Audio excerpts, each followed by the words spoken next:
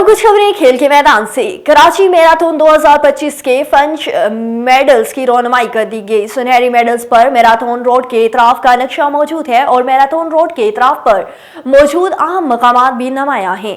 Karachi marathon में हर फंच को आलमी रवायत के मुताबिक मेडल्स दिया जाएगा।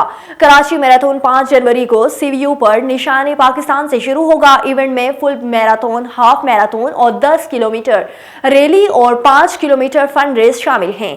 कराची मैराथन 2025 वर्ल्ड एथलेट से मंजूर शुदा है और पाकिस्तान 28 साल बाद आईसीसी इवेंट की मेजबानी करेगा। इंटरनेशनल क्रिकेट काउंसिल ने चैंपियंस ट्रॉफी के बाकायदा शेड्यूल का ऐलान कर दिया। इंटरनेशनल क्रिकेट काउंसिल आईसीसी ने आज 8 टीमों पर मुश्तमिल आईसीसी चैंपियंस ट्रॉफी 2025 के शेड्यूल का ऐलान कर दिया, जिसकी मेजबानी पाकिस्तान 19 फरवरी से 10 मार्च तक करेगा। ये मैचेस पाकिस्तान के 3 मकामात रावलपिंडी, कराची और लाहौर में खेले जाएंगे, जबकि कम से कम 4 मैचेस की मेजबानी दुबई इंटरनेशनल क्रिकेट स्टेडियम करेगा।